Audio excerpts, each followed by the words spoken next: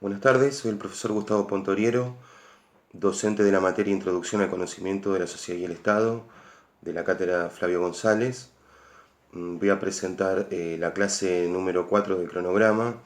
dedicada al tema Crisis del 30 y transformaciones de ese periodo. La bibliografía la pueden consultar posteriormente en el cronograma. Es el texto de Susana De Luque y Mabel Scaltriti, Una década en transición, el Estado y la sociedad argentino durante los años 30. La apertura de este artículo nos ubica en una fase de transición que se abre para la Argentina en general como consecuencia de la crisis internacional de 1929, y esa transición la vamos a analizar desde tres puntos de vista: los términos políticos, en términos económicos y en cuanto a las transformaciones sociales. En términos políticos nos referimos a la quiebra del orden constitucional como producto del golpe de Estado del 6 de septiembre de 1930 contra el presidente Hipólito Yrigoyen, líder de la Unión Cívica Radical, que había iniciado su segunda presidencia en el año 1928. En términos económicos, la transición se manifiesta a partir de la crisis del modelo agroexportador, vigente en las últimas décadas en nuestro país, y que, si bien había mostrado una serie de vulnerabilidades en crisis anteriores, como consecuencia de esta gran crisis generalizada, comienza a sufrir una serie de repercusiones que afectan su funcionamiento y van a dar lugar a una serie de cambios muy importantes. Uno de ellos es el creciente intervencionismo del Estado, y el segundo es la modificación del modelo de acumulación, que empieza a girar alrededor de la sustitución de importaciones, el llamado modelo ISI, de industrialización por sustitución de importaciones. Y finalmente, en términos sociales, estos cambios introducen una crisis importante del empleo rural y la profundización de un movimiento histórico de migraciones internas del interior de la Argentina hacia Buenos Aires y sus alrededores y otras grandes ciudades del litoral. Con esta transformación, la sociedad argentina va a sufrir unas modificaciones muy importantes, cuyas consecuencias se verán en los puntos posteriores. En el segundo apartado del texto nos vamos a introducir en las modificaciones políticas. Como habíamos dicho, el golpe de Estado de 1930 reunió a algunos sectores que favorecían la interrupción del orden democrático. Esos sectores eran una fracción nacionalista del ejército, encabezada por el general José Félix Uriburu, un general retirado, con el apoyo de algunos sectores del nacionalismo político y de los grupos dominantes que en plena crisis confiaban en que controlar el aparato del Estado era fundamental para no soportar las consecuencias negativas de la misma. El 6 de septiembre de 1930 se produce entonces la interrupción del orden constitucional, y a partir de ese momento Uriburu, con el apoyo general del ejército, pero con un protagonismo menos activo, define sus primeras líneas de acción. Por eso el texto nos dice que se abrió a partir del golpe la opción corporativa o la posibilidad de un retorno a la democracia después de un tiempo. Las autoras nos informan que ninguna de las dos opciones prevaleció, y lo que se produjo fue la restauración de un orden oligárquico basado en la represión, las proscripciones y el fraude. El fracaso de Uriburu tiene que ver con su aislamiento político a partir de la difusión de algunas ideas, a partir de algunos de sus ministros o en sus propias palabras, que apuntaban a una transformación radical del sistema político argentino, la eliminación de la ley Sáenz Peña, la eliminación del sistema de partidos y el reemplazo del Congreso Nacional mediante un sistema de representación por corporaciones. El gobierno de Uriburu introdujo medidas de represión y de control de la población, inclinándose hacia una dictadura de carácter fascista, lo cual produjo, como decíamos, su aislamiento y el retiro del apoyo por parte de otros sectores del ejército, coordinados por el general Agustín Pedro Justo, y de los grupos dominantes que habían dado su apoyo. Presionado bajo este nuevo panorama, Uriburu convoca elecciones en algunas provincias como Buenos Aires, Santa Fe, Córdoba, elecciones provinciales, tratando de buscar un poco de apoyo en el resultado de esas elecciones, pero el triunfo de una fórmula radical en la provincia de Buenos Aires demuestra a las claras que la debilidad del gobierno lo hacía insostenible, y bajo estas presiones Uriburu se ve obligado a anular las elecciones que estaban previstas en el resto de las provincias, anular los resultados de las elecciones en la provincia de Buenos Aires y convocar a elecciones generales para el año 1932. Se cierra entonces la opción corporativa y comienza a explorarse la posibilidad de un retorno democrático. Sin embargo, el triunfo radical, 2 años después del golpe, hacía prever que el retorno pleno a la democracia no sería visto con buenos ojos por los sectores que habían impulsado el golpe. De ahí surge la proscripción del candidato radical, Marcelo T. de Alvear, lo cual lleva al radicalismo a recurrir nuevamente a la abstención electoral, y el panorama político queda configurado a partir del enfrentamiento entre dos alianzas, dos fuerzas políticas. La primera de ellas, integrada por los sectores conservadores, el radicalismo antipersonalista, es decir, el radicalismo enfrentado a Irigoyen, y el Partido Socialista Independiente, un desprendimiento del viejo Partido Socialista. Frente a esta alianza se ubica la llamada Alianza Civil,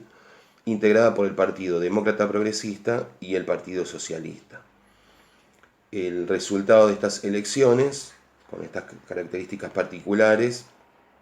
y con la nueva introducción de maniobras fraudulentas, da como resultado el triunfo de la primera de estas alianzas, que llevaba como candidatos al general Agustín Pedro Justo y a Julio Argentino Roca Hijo. Esta alianza triunfadora, llamada la Concordancia, es la que se hará cargo del gobierno de la Argentina hasta un nuevo golpe de Estado en 1943. Pasamos a las repercusiones económicas de la crisis del 30, ahora, es decir, el segundo punto, el segundo eje que yo quería presentarles. El impacto de la crisis internacional se advirtió rápidamente sobre los elementos fundamentales que permitían el funcionamiento del modelo agroexportador argentino. Fundamentalmente el cierre de las economías de los países desarrollados y el surgimiento de medidas de control y de proteccionismo trajeron la primera consecuencia, que fue la baja de las exportaciones agropecuarias de la Argentina, es decir, sus exportaciones tradicionales de carnes y cereales. En consecuencia, la reducción de las ventas al exterior generalizada trajo también una caída de los precios internacionales de estos productos. La Argentina se encontró así con un derrumbe del volumen de su comercio exterior y también de los precios que se pagaban por sus productos. En consecuencia, el ingreso de divisas también se redujo bruscamente, y esto comenzó a limitar la posibilidad de sostener las importaciones tradicionales que la Argentina realizaba en la etapa del modelo agroexportador. Se abrieron entonces una serie de consecuencias negativas, como decíamos, que produjeron la parálisis de la economía, el aumento del desempleo, el aumento de la inflación y una severa crisis fiscal. Durante el gobierno breve de Uriburu, entre el año 30 y 32, se adoptaron las primeras medidas de intervención para enfrentar las consecuencias de la crisis, pero que tenían un carácter claramente recesivo, es decir, la paralización de obras públicas, el aumento de la presión impositiva, el congelamiento de salarios y de empleo público, por lo cual los resultados de esta política ahondaron los problemas generalizados que ya la Argentina estaba sufriendo. A partir de la llegada del general Justo a la presidencia, como decíamos antes, en 1932, las políticas de intervención se incrementaron, pero cambiaron de sentido, buscando de alguna manera reactivar parcialmente la producción y atender los problemas del sector externo. En tal sentido, se crearon una serie de mecanismos a través de las llamadas juntas reguladoras de la producción, se sentaron las bases para la creación del Banco Central de la República Argentina y se negoció con el gobierno británico la firma de un tratado comercial, el llamado Tratado Roca-Runciman en 1933, que trataba de mantener el vínculo comercial, las compras británicas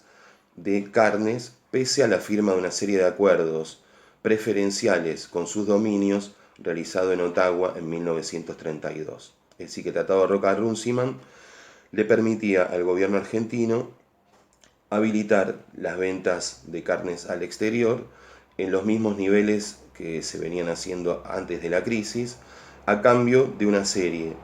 de beneficios que el capital británico recibiría en la Argentina, fundamentalmente vinculada al libre ingreso de productos británicos sin pago de derechos aduaneros, el compromiso nacional para mantener los pagos de la deuda externa y sobre todo favorecer al capital británico instalado en el país frente a la competencia de otros capitales, sobre todo los norteamericanos. El proceso de transformaciones que sufrió la Argentina a partir de estas modificaciones dio lugar, se discute si en forma deliberada o espontánea, a un proceso de industrialización que, sobre la base que la Argentina ya tenía, desplegó un crecimiento de la rama textil, de la rama de la construcción, metalúrgica y otras, vinculadas a la satisfacción de un mercado interno que había quedado desprovisto de los productos importados que ya no se podían sostener en los niveles previos a la crisis del 30. En cuanto a las consecuencias sociales que produjo esta transformación de la tendencia hacia un modelo de industrialización sustitutiva, las consecuencias sociales están vinculadas a la crisis del empleo rural y el desplazamiento a través del fenómeno de migraciones internas de una amplia masa de población del interior hacia las zonas de Buenos Aires y sus alrededores, que crecían rápidamente a partir de este proceso de industrialización. Una de las consecuencias más notorias fue la reducción del porcentaje de trabajadores extranjeros en la clase obrera argentina, que representaba un 47% en 1914 y que en 1947 solo va a alcanzar un 22%. Estas migraciones internas trajeron estas transformaciones en la clase obrera, pero entre 1930 y 1935 los niveles de conflictividad social fueron bastante limitados debido a la desorganización sindical y al mismo tiempo a las condiciones de trabajo imperantes. A partir de 1935, la reorganización del movimiento sindical, el resurgimiento de algunos gremios controlados por el comunismo y los socialistas, generaron una situación de desafío al régimen bastante diferente. Sin embargo, las condiciones generales no mejoraron para la clase trabajadora y si bien el gobierno a fines de los 30 comenzó a implementar algunas políticas oficiales dirigidas al mundo del trabajo, como por ejemplo la creación del Departamento Nacional del Trabajo y la intervención en algunos conflictos laborales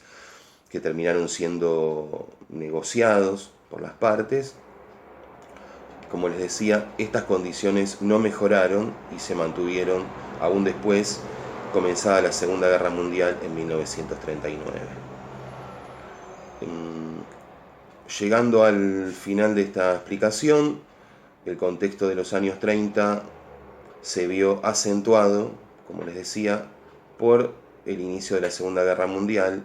y por lo tanto las necesidades de la industria argentina se vieron muy golpeadas debido a la falta de insumos, a la carencia de combustibles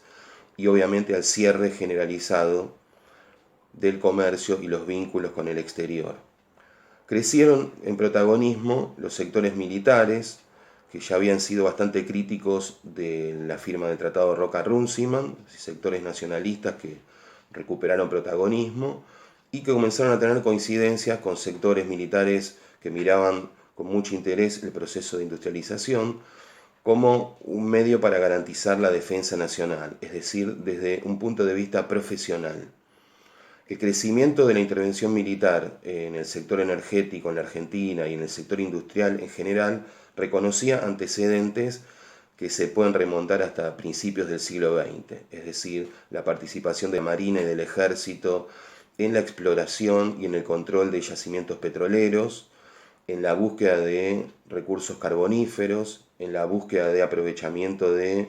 la energía mareomatriz y en la necesidad de garantizar la provisión de insumos fundamentales para sostener la defensa en el caso de estas crisis generalizadas, como habían sido la Primera Guerra Mundial, la crisis de 1929 y la que se iniciaba con la Segunda Guerra Mundial en 1939. Este protagonismo de los militares se puede advertir en la expansión de ese sector productivo, que luego se reuniría en la Dirección General de Fabricaciones Militares, pero también en un activismo público e interno y en sus contactos con otros sectores políticos y sociales, muchas veces alejados ideológicamente de los militares, pero que coincidían en la necesidad de sostener este proceso de industrialización, acentuarlo y darle, por lo tanto, una mayor dosis de intervención al Estado. Las consecuencias de este cambio, digamos, al interior de las Fuerzas Armadas se van a advertir también en un progresivo alejamiento de los gobiernos de la Concordancia, sobre todo a fines de los 30, y el impacto que produce la Segunda Guerra Mundial, dividiendo las filas militares entre los partidarios de mantener el neutralismo y los partidarios de ingresar a la Segunda Guerra Mundial a favor de los aliados, de los llamados aliados, también va a producir realineamientos importantes que se van a advertir sobre todo al momento del golpe de Estado de 1943, que será tema de otra clase. Muchas gracias y espero verlos pronto en una clase presencial y poder compartir con ustedes estos temas de la historia argentina y mundial del siglo XX. Muchas gracias.